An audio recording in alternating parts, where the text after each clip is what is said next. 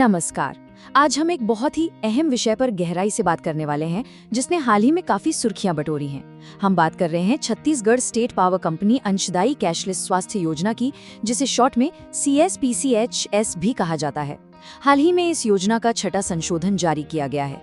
अब सरकारी दस्तावेजों को पढ़ना और समझना थोड़ा सिरदर्द वाला काम लग सकता है ना?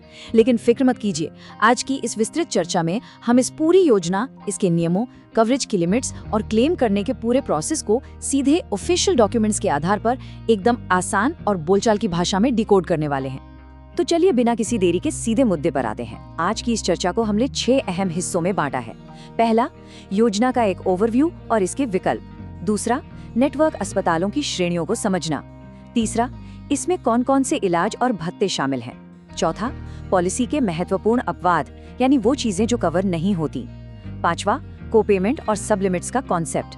और छठा, क्लेम और रियम्बर्समेंट की पूरी प्रक्रिया। चलिए शुरुआत करते हैं अपने पहले हिस्से से, योजना का बेसिक ओवरव्यू और इसमें मिलने वाले विकल्प। सबसे पहले तो ये साफ कर दें कि ये योजना मुख्य रूप से CSPTCL, CSPDCL और CSPGCL के नियमित कर्मचारियों, पेंशनरों और उन पर आश्रित पात्र लोगों के लिए है। अब यहाँ एक बहुत ही दिलचस्प शब्द आता है, फैमिली फ्लोटर। हेल्थ इंश्योरेंस की दुनिया में ये बहुत ही बेसिक लेकिन जरूरी कॉन्सेप्ट है। इसका सीधा सा मतलब ये है कि आपकी जो भी लिमिट है, मान लीजिए 5 लाख या 10 लाख, वो किसी एक व्यक्ति के लिए नहीं है, बल्कि वो पूरे परिवार के लिए एक शेयर्ड पूल या एक संयुक्त बटुए की तरह काम करती है। पूरे 1 साल में परिवार का कोई भी सदस्य जरूरत पड़ने पर इस एक मुश्त सीमा का इस्तेमाल कर सकता है। तो सबसे जरूरी बात क्या है?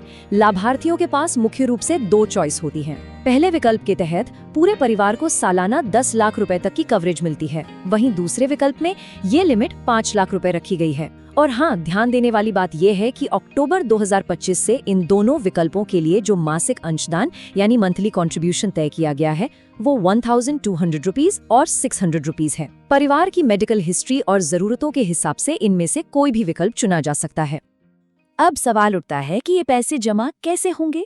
व्यवस्था बहुत ही पारदर्शी है। नियमित कर्मचारियों और पुरानी पेंशन वालों के लिए ये पैसा हर महीने उनकी सैलरी या पेंशन से सीधे कट जाता है। लेकिन जो नई पेंशन योजना यानी NPS वाले पेंशनर्स हैं, उन्हें ये अंशदान पूरे साल का एक साथ एडवांस में अपने नोडल अधिकारी के पास जमा करना होता है। एकदम ऑटोमेटिक और स्मूथ प्रोसेस। ठीक है, अब बढ़ते हैं दूसरे सबसे महत्वपूर्ण हिस्से की तरफ, जो है नेटवर्क अस्पतालों की कैटेगरीज को समझना। ये जानना बहुत जरूरी है ताकि आपकी जेब से अचानक कोई अनचाहा खर्च ना हो जाए। कैशलेस सुविधा का फायदा उठाने के लिए नेटवर्क अस्पतालों को 5 अलग-अलग श्रेणियों में बांटा गया है। पहली कैटेगरी में वो अस्पताल हैं जो CGHS या CGHS प्लस रेट्स पर पावर कंपनी से जुड़े हैं। दूसरी में सारे सरकारी और चैरिटेबल अस्पताल आते हैं। तीसरी और चौथी कैटेगरी प्राइवेट अस्पतालों की है, जो या तो सीधे कंपनी से या फिर ISA नाम की सपोर्ट एजेंसी के जरिए जुड़े हैं। और 5वीं कैटेगरी खास तौर पर आयुर्वेद और प्राकृतिक चिकित्सा वालों के लिए है। यहाँ एक बहुत जरूरी पॉइंट है, अगर कोई इमरजेंसी आ जाए तो नॉन नेटवर्क अस्पताल में भी भर्ती हुआ जा सकता है, लेकिन उसके लिए तुरंत सूचना देने का एक सख्त प्रोटोकॉल है, जिसे फॉलो करना ही होता है।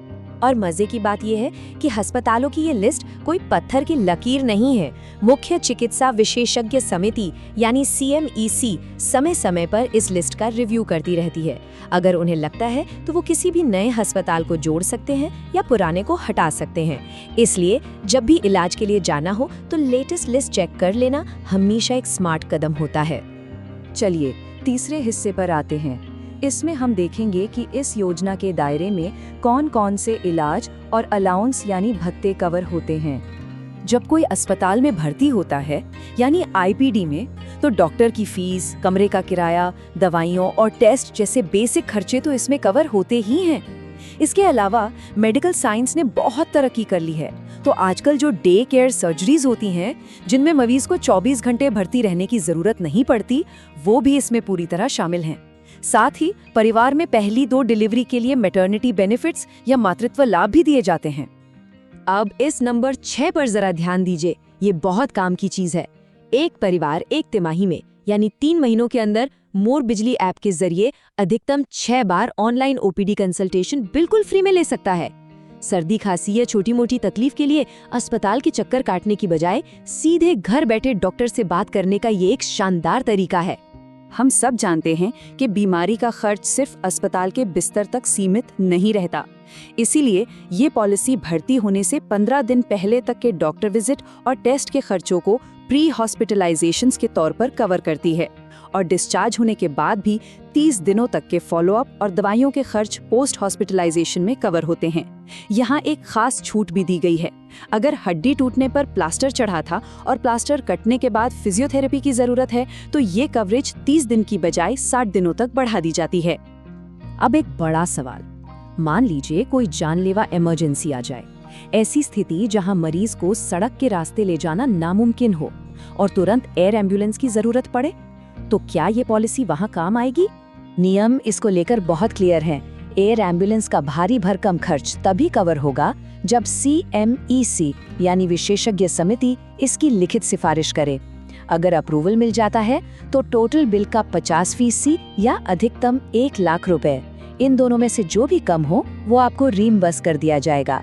जहां तक नॉर्मल रोड एम्बुलेंस की बात है तो वो पॉलिसी के एनेक्स्चर में दी गई फिक्स्ड रेट्स के हिसाब से कवर हो जाती हैं।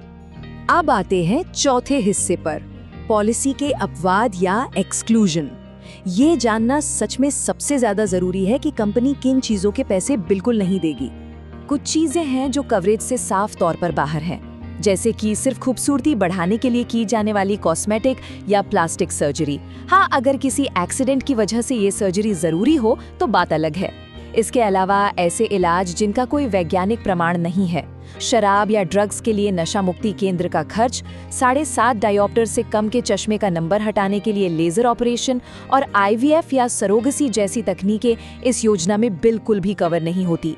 आधिकारिक गाइडलाइंस ये भी साफ करती हैं कि बिना डॉक्टर के पर्चे के खरीदी गई दवाइयाँ, विटामिन्स, डाइटरी सप्लीमेंट्स या अगर किसी ने जानबूझकर खुद को चोट पहुंचाई है तो उसका इलाज भी कंपनी नहीं उठाएगी।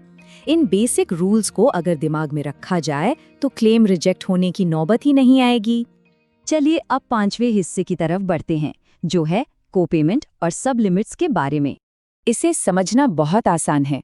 देखिए, भले ही आपकी टोटल फैमिली लिमिट 5 लाख या 10 लाख हो, लेकिन कुछ खास इलाजों पर एक कैप यानी ऊपरी सीमा लगा दी गई है। जैसे दांतों के डे केयर इलाज के लिए विकल्प 1 वालों को साल भर में मैक्सिमम 15,000 रुपए और विकल्प 2 वालों को 10,000 रुपए ही मिलेंगे।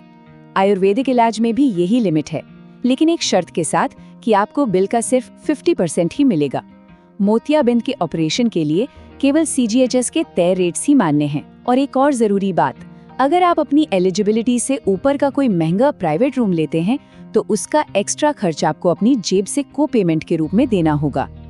अब हम आ गए हैं अपने आखिरी और शायद सबसे प्रैक्टिकल हिस्से पर, क्लेम और रीइंबर्समेंट की प्रक्रिया। यानी अगर कैशलेस सुविधा नहीं मिल पाई तो अपने पैसे वापस कैसे लिए जाएं। यहाँ सबसे पहले आपको ISA यानी इम्प्लीमेंटेशन सपोर्ट एजेंसी का रोल समझना होगा। ये असल में वो थर्ड पार्टी एजेंसी है जो पर्दे के पीछे रहकर सारा काम संभालती है। अस्पतालों से टाई अप करना, आपके जमा किए गए बिलों को ऑडिट करना, डॉक्यूमेंट्स को वेरीफाई करना और अंत में क्लेम पास करके पेमेंट भिजवाना, ये पूरा सिरदर्द इसी एजेंसी का होता है। अब यहाँ इस नंबर 3 को बिल्कुल मत भूलिएगा, ये बहुत ही क्रूशियल है। नियम कहते हैं कि अस्पताल से डिस्चार्ज होने की तारीख से ठीक 3 महीने के अंदर अंदर आपको अपना रीइंबर्समेंट क्लेम हर हाल में सबमिट कर देना है।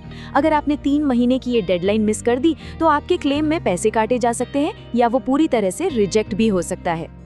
अब मान लीजिए आपको किसी ऐसी इमरजेंसी में फंसना पड़ा जहां अस्पताल नेटवर्क में नहीं था, तो ऐसे में क्लेम के लिए 3 स्टेप्स फॉलो करना बहुत जरूरी है।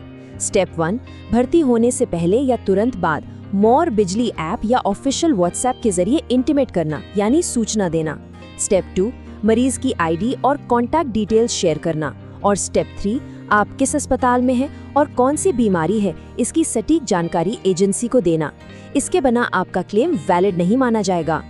तो सारी बातें जानने के बाद अंत में एक सवाल जो आपको खुद से पूछना चाहिए, क्या आप और आपका परिवार अपने अधिकारों और स्वास्थ्य कवरेज को ट्रैक करने के लिए मोर बिजली ऐप का एक्टिवली इस्तेमाल कर रहे हैं? ये ऐप सिर्फ जानकारी देखने के लिए नहीं है, बल्कि सही समय पर क्लेम करने और सुविधाओं का फायदा उठाने का एक बहुत ही पावरफुल टूल है। खैर, आज के इस विस्तृत चर्चा में बस इतना ही। उम्मीद है इस जानकारी से आपको अपनी CSPCH योजना को बेहतर तरीके से समझने और इस्तेमाल करने में मदद मिलेगी। हमारे साथ इस विश्लेषण में जुड़ने के लिए आपका बहुत बहुत धन्यवाद।